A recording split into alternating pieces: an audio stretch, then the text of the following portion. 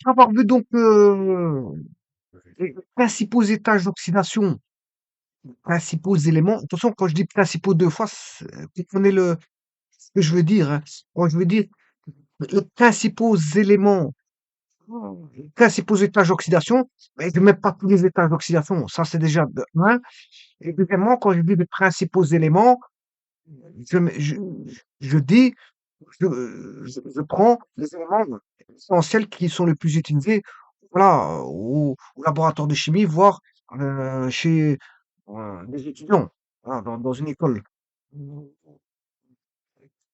Le mot principaux est utilisé deux fois, bon escient pour chacun. euh, voilà, c'est-à-dire dans un sens, je mets pas tous les étages d'oxydation, parce que si pour mettre tous les étages d'oxydation, vous allez voir un tableau complet, et vous les donne tous.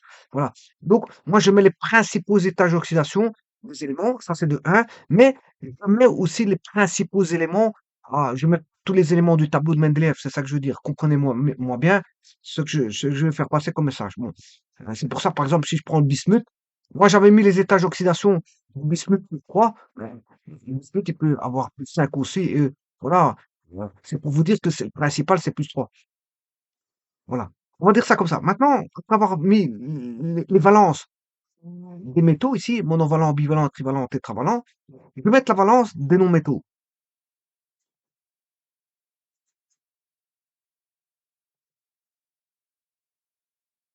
Voilà, je passe à la valence des non-métaux. Alors, bien sûr, il y a toujours la même chose. Valence 1, valence 2, valence 3, valence 4.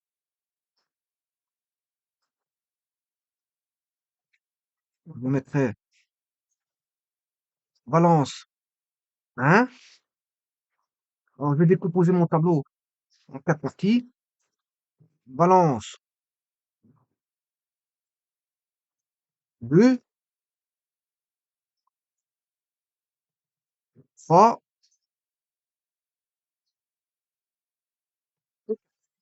Je décomposerai en quatre valences. Je sépare la valence 1. Bon, je vais d'abord faire la valence 1. Voilà. Je vais d'abord faire la valence 1. Et puis, je vais faire ça. Bon, alors en valence 1, l'hydrogène, il est considéré comme un non-métal, hein. L'hydrogène est considéré comme un non-métal. Bon, il est ni métallique ni non-métal, mais on l'a mis dans les non-métaux.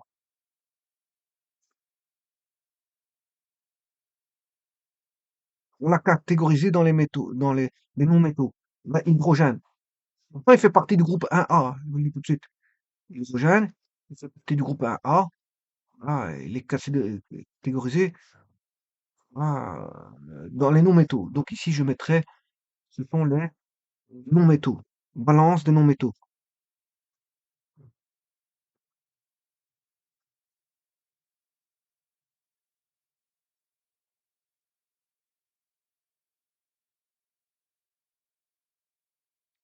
Donc, je mettrai l'hydrogène en valence 1. Euh, on a dans le groupe 8A le fluor.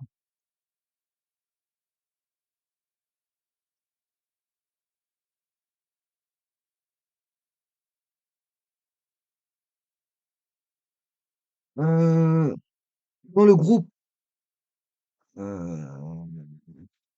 8A, on a aussi le chlore, mais le chlore, il a plusieurs valences, hein. Principalement, bon, donc on est bien, je suis bien en 8A ici, hein. Valence 8A. Groupe 8A, ça je veux dire. C'est valence 1. C'est groupe 8A. Alors, dans le groupe 8A, on a le chlore, mais le chlore, il a plusieurs valences, notamment la principale, c'est le 1. Mais il peut avoir euh, une valence 3, 5 et 7. 3, 5 et 7. 3, 5 et 7. En chlore. Alors, le beryllium, Si tu prends le beryllium, non, beryllium, je m'excuse, le beryllium, il est, euh, beryllium, je m'excuse, c'est en 2A, c'est un métal, je m'excuse, c'est dans les non-métaux. Alors on va prendre le brome en dessous de chlore. Donc, fluor, chlore et brome, c'est 8A. Le brome, c'est la même chose, hein, c'est 3, 5 et 7. 3, 5. Bien sûr, principalement valence 1. 1, 3, 5, 7 en fait. Donc, chlore et brome, c'est la même valence. Alors, un autre qui a la même valence, c'est l'iode. C'est normal parce qu'ils font partie du 8A. C'est la même colonne, hein. Voilà, c'est la même colonne. Fluor, chlore, brome, iode, voilà. 3, 5 et 7. 1, 3, 5, 7 pour l'iode.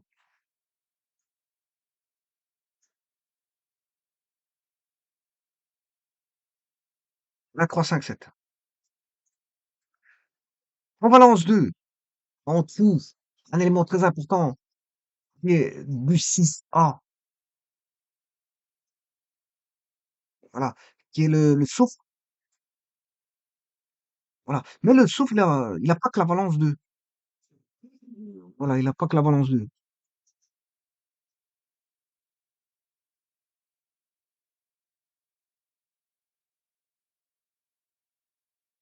Alors, on a 4 et 6,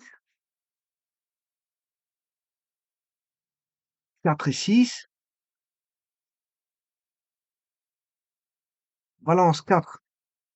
Donc, c'est 2, 4, 6. 2, 4, 6. Le soufre, c'est 2, 4, 6.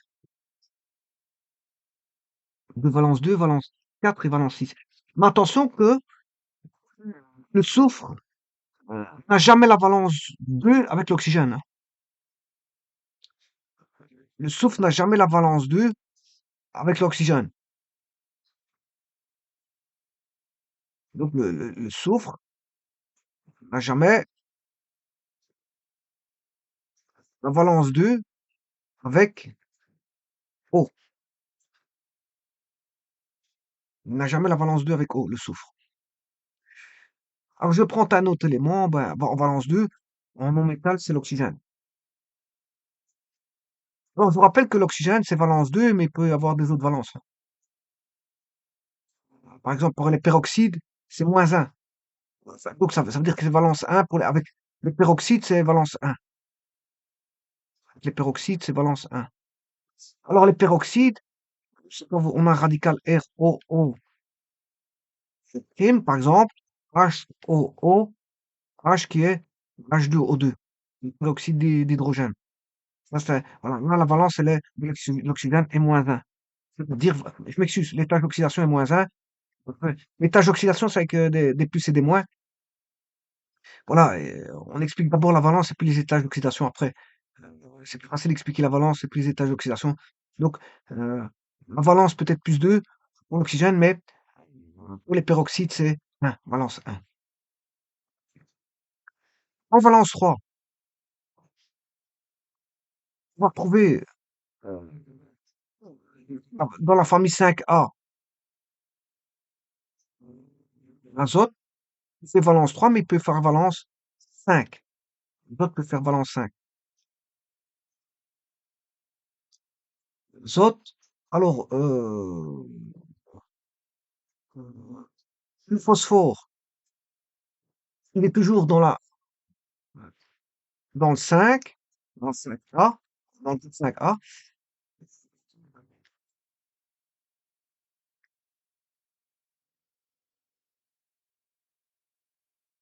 Donc, dans le 5A, oh, ici, vous avez compris que ça, c'est exceptionnel. Dans le groupe 1A, c'est des métaux, hein. Sauf l'oxygène, pas l'hydrogène, excuse. L'hydrogène, c'est un cas particulier, c'est pas un métal. On l'a classé parmi les non-métaux. On l'a classé parmi les non-métaux, pour vous dire. Ben, sinon, ici, on retrouve du 6A, 5A, 6A. Voilà. 5A, 6A, 7A. Bon, ici, pour l'instant, je n'ai fait que du 8A, 6A et 5A. Mais dans le 5A, on a du phosphore. Peut-être aussi la valence 3. Il est valence 3, mais il peut aussi faire la valence 5. La stat,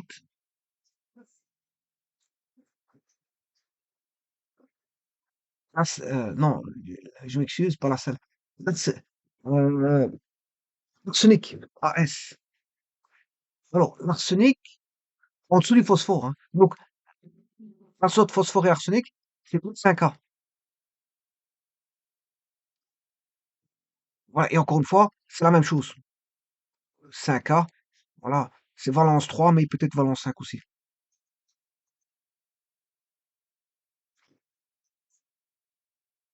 Le, le bore. Le bore, lui, il est en valence 3A. Le bore, il est en valence 3A.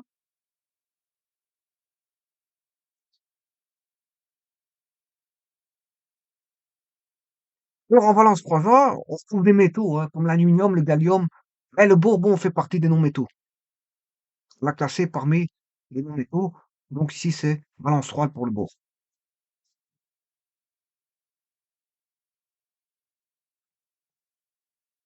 Le bismuth. Le bismuth, en étage d'oxydation, il fait plus 3. Voilà, j'avais déclaré le bismuth avait un étage d'oxydation plus 3, et il peut faire du plus 5 aussi. Donc, le bismuth, euh, qui est en valence 5A, je m'excuse, dans le groupe 5A, valence 3, mais le bismuth, il peut faire ah, du 5 aussi, valence 5.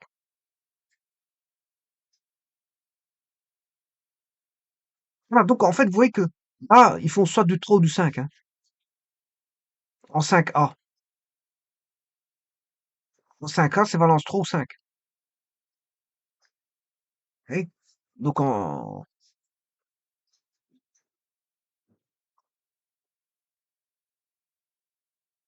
8A, valence 1. Alors, en 8A, il y a un électron célibataire, hein, qui fait valence 1. En 6A, 6A, il y a deux électrons célibataires. Donc tout ça s'explique, hein. Là, on a un électron célibataire et bien sûr trois doublets. Je rappelle que dans les métaux, on retrouve soit des électrons célibataires, un électron célibataire, deux électrons célibataires, trois électrons célibataires, voire quatre électrons célibataires. C'est-à-dire c'est le groupe 1A, 2A, 3A et 4A. Maintenant, il y a les sous-groupes B. Voilà, les sous-groupes B. Mais en tout cas, en 1A, 2A, 3A, 4A, configuration de Lewis, elle est claire, hein. C'est un électron célibataire, deux électrons célibataires, trois électrons célibataires, quatre électrons célibataires, il y a doublé. Maintenant, on commence à rentrer, voilà, là où il y a des doublés, ben, on a des non-métaux, là, hein. Les non-métaux, on a beaucoup voilà, en groupe 4A, 5A, 6A, 7A, ben, on a tous des doublés, hein. Soit un doublet, deux doublets, trois doublets. À partir du 5A. 5A, on a un doublet, 6A, on a deux doublets, et 7A, on a trois doublets. Tout ça, c'est de non-métaux. Et 7A, on a trois doublets, c'est tous des non-métaux. Donc, 5A, 6A, 7A, si vous êtes sur 7A, que c'est des non-métaux. Voilà. Et alors, on comprend avec les structures de Lewis que là, on a un électron célibataire dans les familles 8A, 8A. Donc, en 8A, c'est monovalent. C'est monovalent. Comme on peut expliquer la bivalence par deux électrons célibataires et deux doublets, ce qu'on retrouve dans les familles 6A. Dans les familles 6A. C'est ce que j'ai mis. 6A, c'est par exemple le soufre. Alors, en 5, valence 3, valence 3, c'est en famille 5A parce qu'il y a trois électrons célibataires et un doublet. Ça s'explique. Voilà. Donc, mais le problème, c'est que le 5A, il peut donner, il est en valence 3, mais il peut donner aussi valence 5. Bon, maintenant, voyons voir, valence 4. Valence 4, bien sûr, vous avez compris que c'est le carbone, puisque on a 4 électrons célibataires, 1, 2, 3, 4, mais il peut avoir des états spéciaux comme une valence 2. Voilà, donc il est carbone est valence 4. Voilà. Alors, si je peux prendre un autre, c'est juste en dessous du carbone, c'est le silicium. Voilà, enfin, qui est valence 4.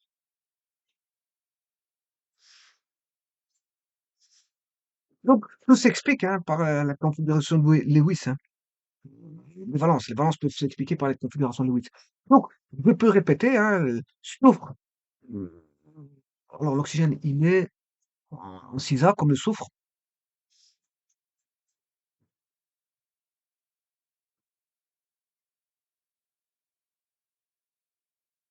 Donc, l'oxygène peut faire moins 1, valence 1 dans les peroxydes, hein, comme je l'ai dit. Mais, en tout cas, euh,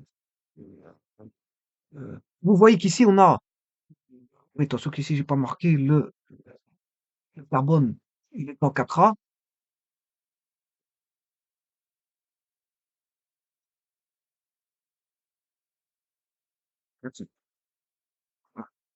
Donc, 4A, c'est valence 4, hein, principalement. Valence 5A, valence 3.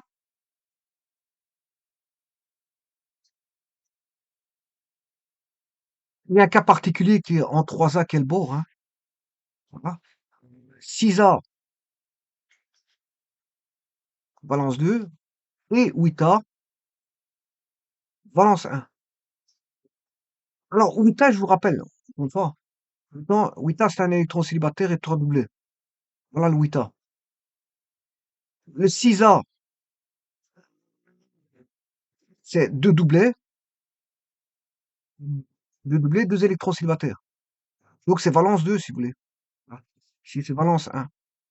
Le 5A, le 5A, c'est 3 électrons célibataires et un doublé. Hein. Donc, on comprend l'équivalence hein, pour les 5A. Et, je m'excuse, pour le 4A, c'est 4 électrons célibataires. Donc, la valence principale du 8A est monovalent, mais ils peuvent avoir d'autres valences comme 3, 5 et 7. Notamment pour le chlore, brome et iode qui sont les uns à la suite de l'autre. Hein. Chlore, brome, iode, qui sont juste en dessous du fluor.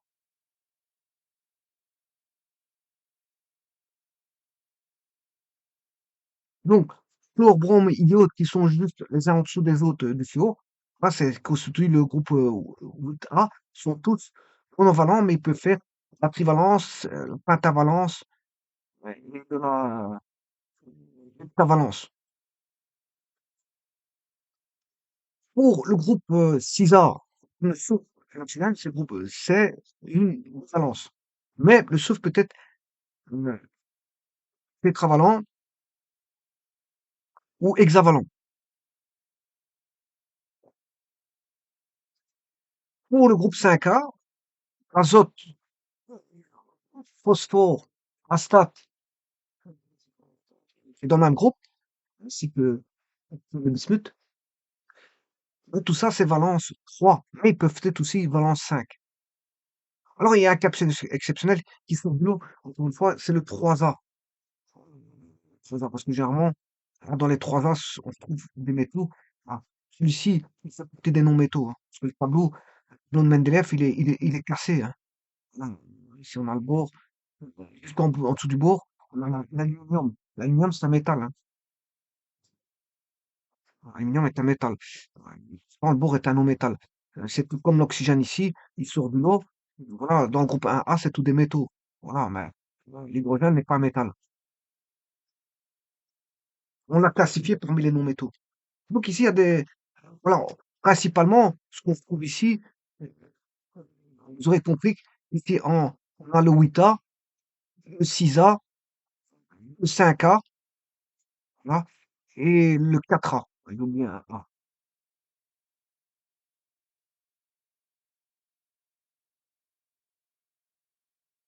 Alors, ne parlez pas de sous-groupe B. Ne parlez pas de sous-groupe B parce que le sous-groupe B, c'est les métaux, hein. Sous-groupe B, c'est les métaux. Sous-groupe B, c'est les métaux. Pas confondre. Je vous rappelle qu'ici, il y a une cassure. Ici, il y a une cassure, hein. On va redessiner ici les. Donc ici, on a un élément particulier, l'hydrogène. L'hydrogène, c'est un non-métal. Sinon, ici, tout ce qui va suivre, ce sont des métaux. Là, ce sont des métaux. Ici, tout ce qui va suivre ici, ça, c'est des métaux. Maintenant, là, il y a une cassure aussi. On a le bord, et puis après, on a une cassure, voilà, qui fait un espèce d'escalier. C'est une espèce d'escalier qui se dessine. Donc, voilà. Il y a une partie qui ici va être non-métaux. Alors, je vous rappelle qu'il y a plus de métaux. Les métaux sont beaucoup plus importants. Il y a plus de métaux que de non-métaux, hein. Et la case des non-métaux, elle fait qu'une partie d'ici, voilà, qui saute ici. Il y a qu'une partie, hein. Il y a plus de métaux que de non-métaux, hein.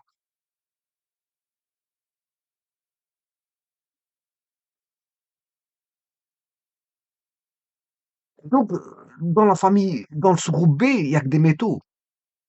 Vous traitez que la famille, là, 3A, 4A, 5A, 6A, je sais pas. Il y a un cas particulier en 1A qui est l'hydrogène. C'est tout.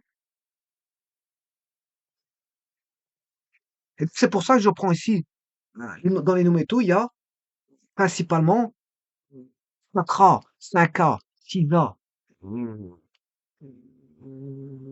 et 7A.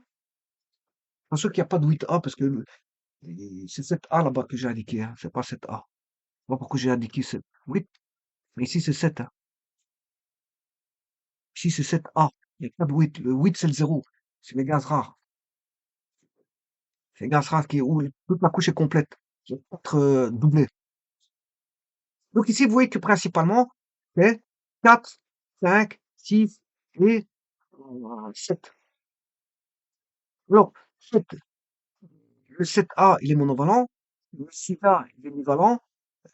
Le 5A est trivalent. Et le 4A, il est tétravalent.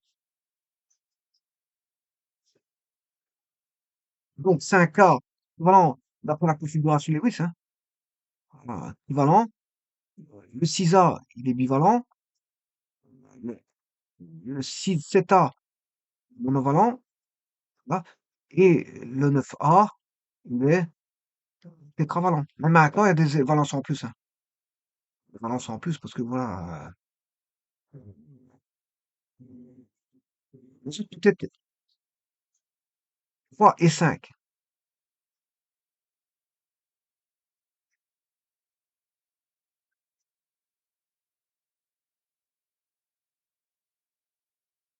Non, maintenant, on peut expliquer le précis ici. Celui-ci, s'il donne des électrons comme ceci, là, ça fera 4. Et celui-ci, s'il fait ça, ça fait 6. Donc, on peut comprendre qu'il peut faire 4 et 6. Voilà. Tout comme celui-ci, il est 1. S'il fait ça, il fait 3. Si celui-ci, je prends, je le mets comme ça, 3, ça fait 5. Et si je le prends comme ça fait 7. Voilà. Donc, les doublets font des liaisons. Les doublets font des liaisons. Les doublets font des liaisons. Comme ici, une, 2, 3.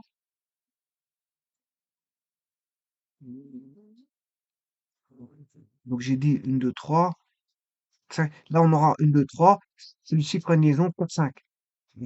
Là, là, il est bivalent. Et là, on ne sait plus faire ça.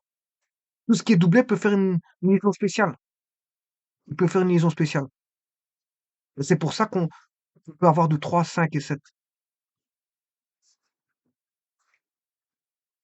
Parce qu'il y a plusieurs types de liaisons, hein.